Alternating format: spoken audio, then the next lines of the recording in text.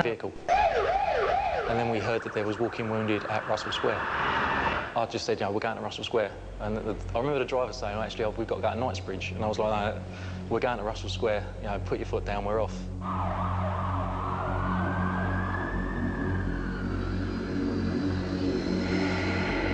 The crippled train between King's Cross and Russell Square had suffered the worst damage, as the blast had taken place in the confines of a narrow tunnel. One passenger had been on it for less than a minute when the explosion occurred. Suddenly, it feels like I was falling in black, thick liquid or tar. And my immediate sensation or thought was that I was having a heart attack and that I was dying in the tube. I realised I couldn't breathe, and I sort of opened my eyes, and this blackness that I thought was my own blackness was actually everywhere. It was like being transported almost in a parallel world, you know, that you've gone from a bright sunny day to suddenly, you know, the bowels of the earth have opened up and you're somewhere completely different.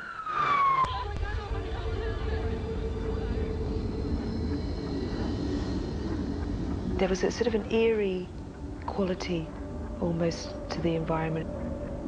There was an emergency light, and it was from that emergency light that I was able to see what had happened and the extent of my injuries. And I looked down, and it was quite strange actually, because I felt very removed from myself, but very aware that I was in quite serious trouble. My feet were both almost surgically severed, but still connected to what remained of the lower part of my legs. I was listening to people screaming around me, and one woman was very clear in saying that she was dying, someone needs to help her, and these screams were quite loud, and I just thought, I can't panic, I can't join in that scream, because then my heart will be pumping out too much blood. I guess the main panic that I did feel was, does anyone actually even know we're down here? If the driver is dead, did we have a crash? I don't know what happened. I don't know how long we're going to be here. I don't know how long I can hold on.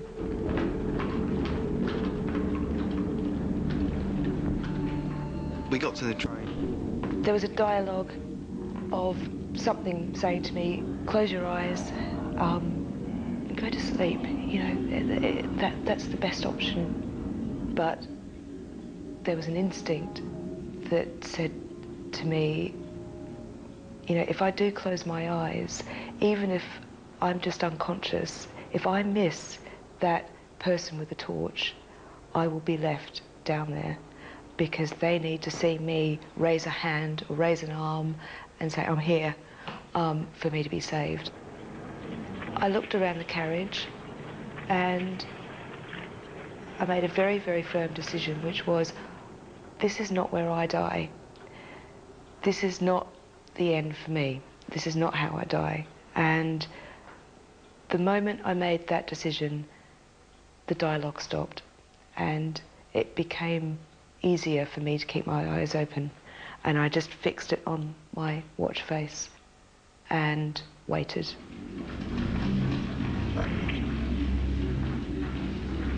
Yeah.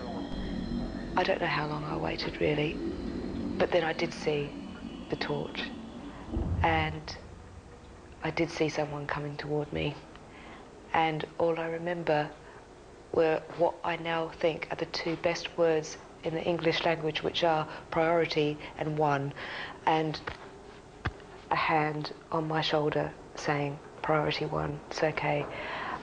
And after that, it's bits and pieces that I can remember, because I think I just was able to let go, knowing that someone knew I was there. There was one... I remember men's voices. I remember people saying to me, "Stay with us, Jill."